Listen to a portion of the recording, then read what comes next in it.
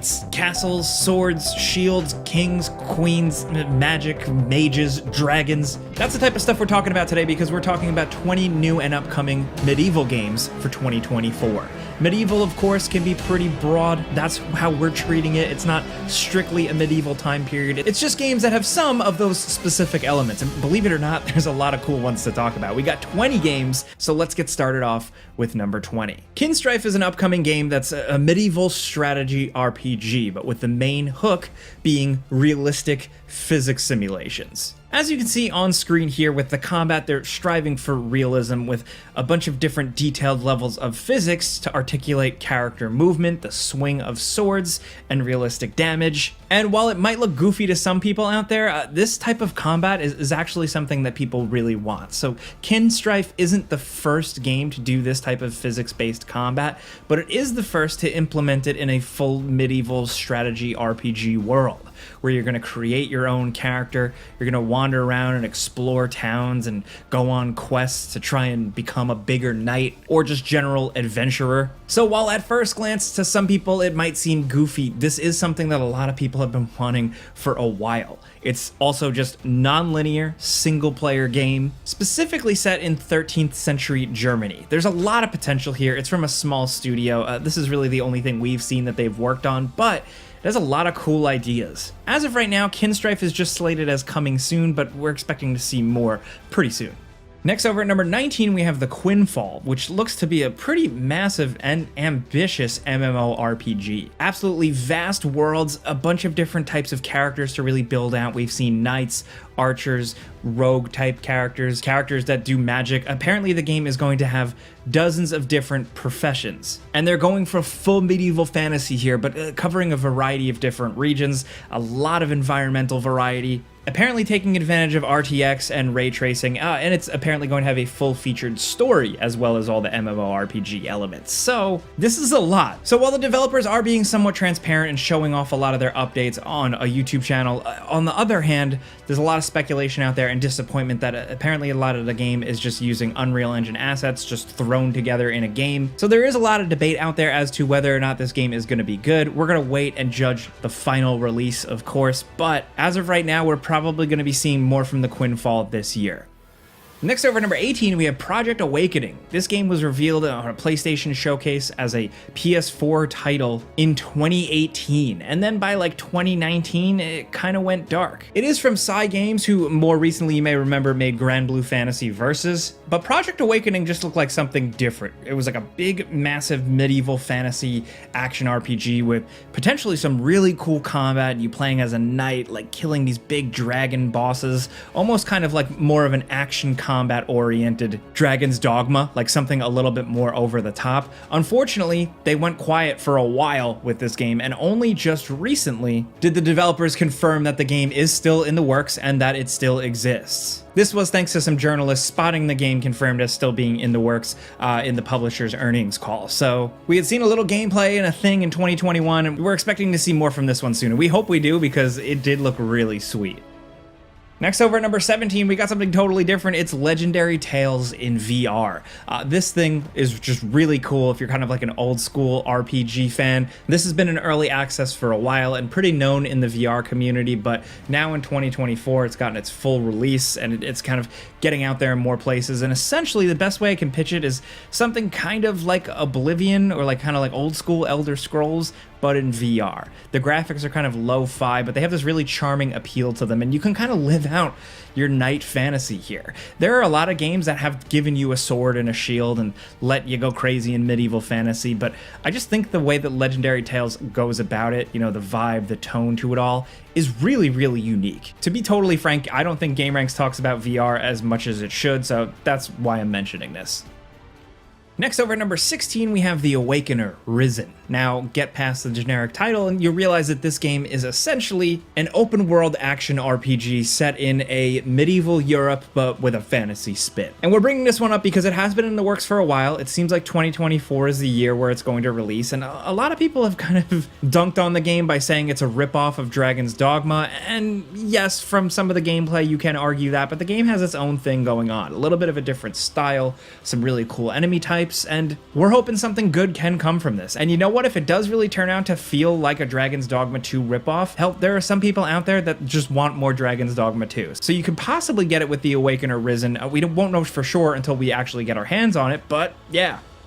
Next over at number 15, we have Anotria, The Last Song. I mean, in the last couple of years, it's worth acknowledging that there has been a deluge of games inspired by From Software's work with the Dark Souls games. A lot of games kind of using that formula or that subgenre and doing their own spin on it. And Anotria, The Last Song, is totally down with that. It is billed 100% by them as a Souls-like, but this is centered around Italian folklore. So it kind of seems like you're playing as these badass medieval Italian swordsmen, but like with a big fantasy spin on it, like over the top weird creepy bosses and enemy types. And just from the style alone and the types of characters on screen and the environments, this game does look pretty unique. The game development studio is actually from Italy. They've worked on a couple of games before, but none of them really hit the mainstream, so to speak, and this is definitely their biggest project by far, and we're really looking forward to seeing more of it. As of right now, it has a release date slated for August 21st, 2024.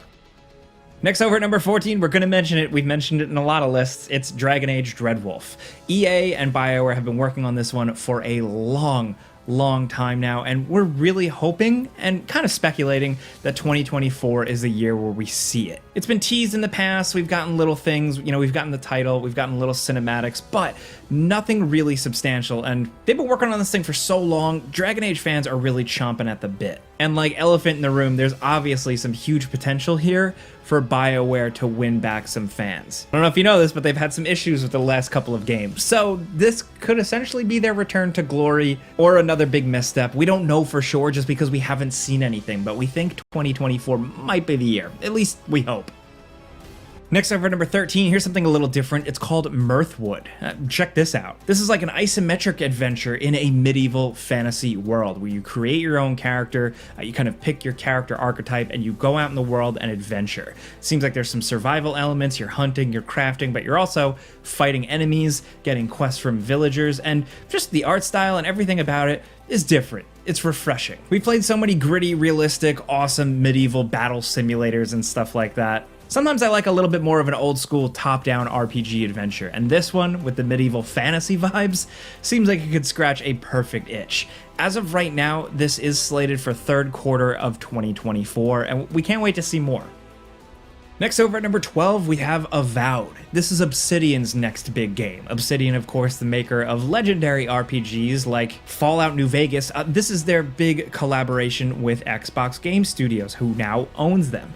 Avowed actually takes place in the same universe as their Pillars of Eternity games, but this is a different style of game. Some people are going to be calling it, of course, like Obsidian's Skyrim, but it looks a little different. It's first-person combat with some flexibility there, but the world, the setting, the art style, all of it just seems distinctly different. You're going to be swinging swords, slinging spells, and fighting monsters, and at this point, Obsidian is pretty good at that. This one, we still need to see more, honestly, because the few bits of gameplay they did show off wasn't enough. It's hard to really judge the game yet, but we do have some faith in Obsidian. They've made some really cool games in the past, and this one is slated for third quarter, fourth quarter 2024. Next over at number 11, we have PAX Day. This is a social sandbox MMO that is heavily medieval oriented, and it has a lot of potential. I mean, just looking at it, it seems cool. It seems like it's really going for actually replicating that medieval look and feel. There are some fantastical elements, sure, but mostly it's you living in this world, worrying about your village, taking care of your clan, making decisions, actually living life, possibly with other players, and then going out and adventuring, where the further you go away from the heartland, the more dangerous the world gets. You create your own character and you go out in this world that looks, frankly, pretty gorgeous. Just recently, at the time of making this video, there was an alpha playtest, and some of the early responses are pretty good. There's some gameplay out there, you get to see how vast the world is, how the combat kind of works, and we really think this one has potential. Apparently, it is going to be entering early access at some point in 2024, so you can check it out for yourself. Next, over at number 10, we have No Rest for the Wicked, the newest game from the people behind Ori and the Blind Forest and Ori and the Will of the Wisps. But No Rest for the Wicked is a very different game. It's a top-down medieval fantasy adventure RPG kind of in the vein of like a Diablo, but very much its own thing, where they focus on storytelling, adventuring, and exploration, and just a beautiful, gorgeous, unique art style. We did make a video on this game, and it being in early access, it does have flaws. Also, it's not the complete game yet. But the developers have very much been working on it constantly, adding updates, and it absolutely has a ton of potential. The foundations make for an awesome game that I'm already really enjoying. And when they really perfect everything for a full release, I think this is going to be a contender for just a kick-ass game. No Rest for the Wicked has fun combat, a really good sense of atmosphere and exploration. It's got some good gore and violence, and just a unique mythical fantasy world that's unlike any other I've seen in a game. So that's definitely worth something. Like I said, right now it is available on early access on PC, but eventually you're going to be able to play it on consoles too with the full release. Next, over at number 9, we have Kingmakers. This game is... this is awesome. I love this idea. I don't know if this counts as a medieval game, but damn it, you know what? I think it does. Essentially, it's a medieval battle simulator, kind of like RPG thing, but your character can utilize stuff from the 21st century. Yes, this game. If you're online a lot, you've seen the trailer for this, where there's a medieval battle going on with tons of enemy forces, and suddenly a guy in a pickup truck shows up, runs everybody over, gets out of the car, and shoots everybody with a gun. Yes, that's this game, and we think that's a really creative and fun idea, and we need more of those. And Kingmakers isn't like just a meme, like it's not just a viral moment. It seems like it's got actual action strategy sandbox elements to it, as well as like a whole element of building up your kingdom, doing all that, and then setting out to battle with planning where trebuchets go, where forces go, all that. Then you get to run in with a gun and have some fun. It could potentially be a really good mix of genres and really just a good send-up. It's being published by Tiny Build, and they know what they're doing, and this is releasing sometime in 2024. Next up at number 8, we have the Elden Ring Shadow of the Erdtree DLC. Yeah, Elden Ring isn't quite medieval, but like the year Elden Ring came out, we cheated on that medieval games list too, because you know what? There's swords, horses, shields, a lot of castles, so it counts for something. And Shadow of the Erdtree is one of the most anticipated releases of the year. That's crazy. It's also just a DLC or expansion for a game, but it's Elden Ring, one of the biggest games to hit in the last couple of years, so this is apparently going to be the biggest thing since sliced bread. From Software has been working on it for a while now. We don't know too much about it other than a trailer that showed some new abilities, some new bosses, a new area, which Miyazaki series creator has said that is roughly the size of Limgrave from the original game, so you have some perspective there, but we're just really excited to see what can go down with this one, because From Software does a really good job with their DLCs in the past, so we're really excited to see like what the next chapter of Elden Ring can really be, because that alone, just that phrase, is really exciting us. All you gotta know now is that it is releasing June 20th, 2024.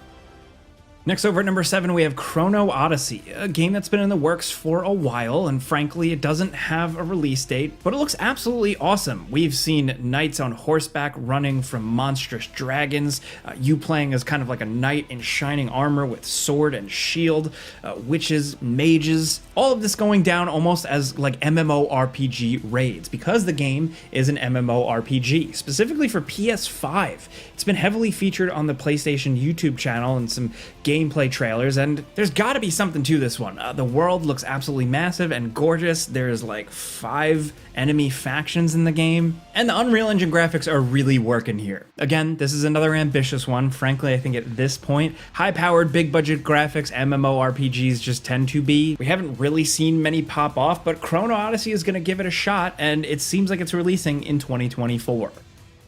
Now, next over at number 6, we have the Gothic 1 remake. The original Gothic is getting the remake treatment, and it's been in the works for a minute now. And I think this is the type of game, like it's like just what the doctor ordered. Look, if there's no new Elder Scrolls or really any other like old school kind of PC RPG coming out soon, Gothic ideally can scratch a certain itch for some people. It's being completely remade in Unreal Engine 5. It's looking absolutely gorgeous and hopefully a really good spin on the classic medieval fantasy RPG. And I mean, it's a tough remake because the original was from 2001, but PC fans really loved it. The original really had that old school PC vibe to it, but the new remake is coming not only to PC, but also PS5 and Xbox Series X and S. And it's slated as of right now for the second half of 2024.